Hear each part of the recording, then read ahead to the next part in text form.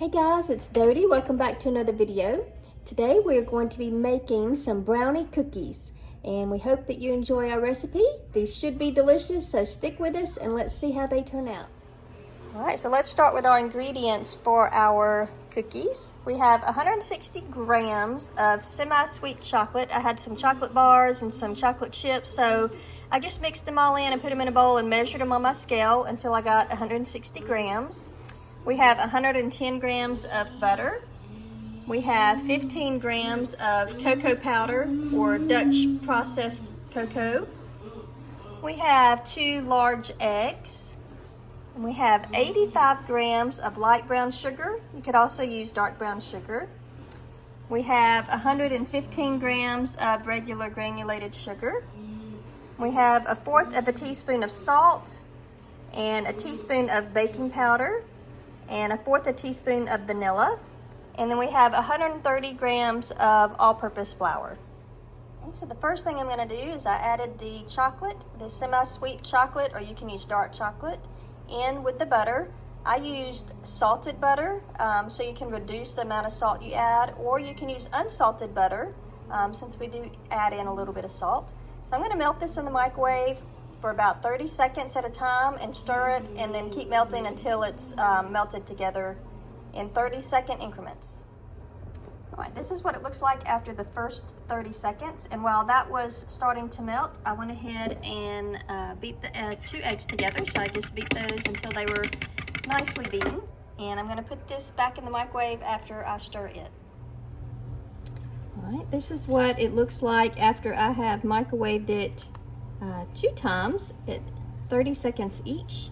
So you can still see a little bit of the chocolate pieces in there. We're going to keep stirring that and keep melting that maybe 15 seconds this next time until it gets a little bit more melted together and we can remove some of these chunky pieces.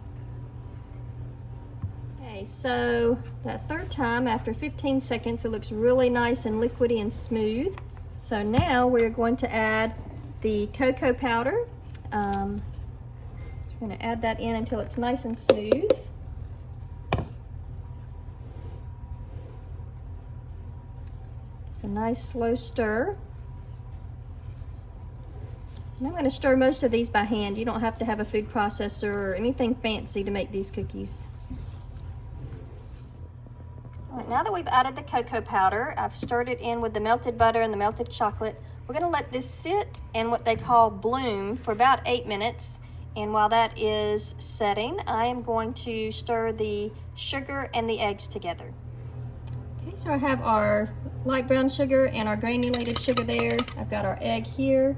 And I'm just gonna mix this up. If you want to use a mixer for this part, you can. You just wanna make sure that your eggs and your sugar mixture are very well beaten together. So I'm just going to stir this a lot. But again, if you wanna use a whisk or a hand mixer or even an electric mixer, you can do that until this is nice and fluffy. So you might wanna set a timer for this one as well, maybe a couple minutes just to make sure that everything gets fully incorporated here. All of our salt and our baking powder and our flour combined.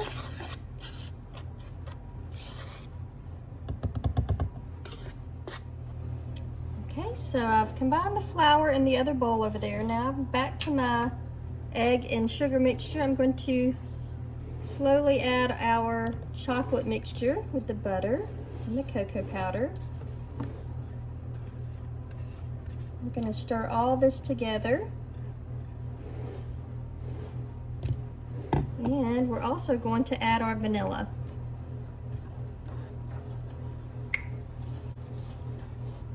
So it's kind of nice and creamy at this point.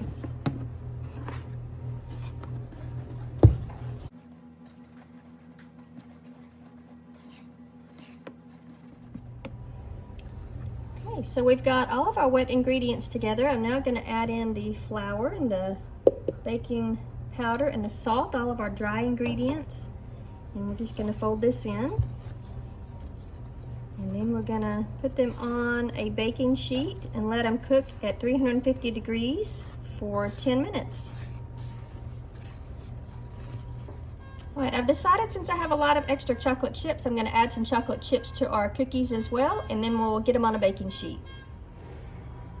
All right, you guys, we are almost there. We are going to scoop out our batter onto our cookie sheet and hope they make pretty decent shapes. So I've got my handy dandy cookie scooper here, and we're going to be using that.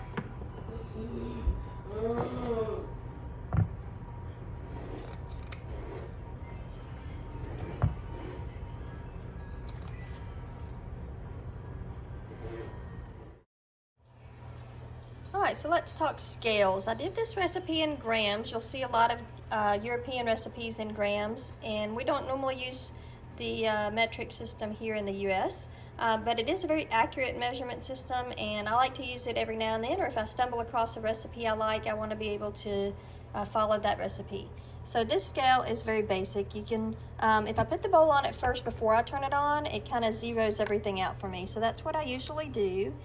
And it'll start out with a unit. Since I just used grams, it has a little G there for grams, but you can also go to kilograms or ounces, so it lets you kind of change back to grams as well, and it might fluctuate based on what you put in the bowl.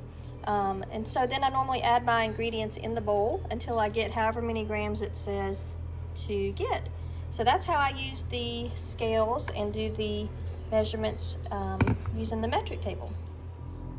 Okay, these cookies just came out of the oven, and you can see where I added the little chocolate chips to some of these. You don't have to do that, but it makes it fun. You could also add nuts or chocolate chunks or anything like that that you like. So these cooked for 10 minutes at 350 degrees Fahrenheit. We're gonna let them cool for just a minute and then we'll taste them. All right, this cookie has come fresh hot out of the oven. So I just wanted to show you guys how tender and soft and gooey and fresh it looks. So we're going to let the others cool for a little bit and let them firm up before we attempt to taste them. All right, these cookies have set for about 5 minutes to cool. Probably give them a good 10 minutes before you really want to try to transport them or take them off of the hot pan. But these are delicious. I'm going to go get an expert opinion so you guys can see exactly how good they are. Hey guys, welcome back. Today I'm trying the cookie, and here is my cousin Catherine. Hey! All right, so we got some expert cookie tasters here. Absolutely. Now, Alex, on his channel, what's your channel name, Alex? Fun with Alex. Fun with Alex. He just did a crumble cookie tasting video. Oh, nice. So we do have something to compare it to. He is the resident expert on cookies. So let's go ahead and you guys take a bite. They're fresh, hot out of the oven. Let me know what you think. She gets to go first because she won rock, paper, scissors. Oh, okay. Oh my gosh, I'm so excited.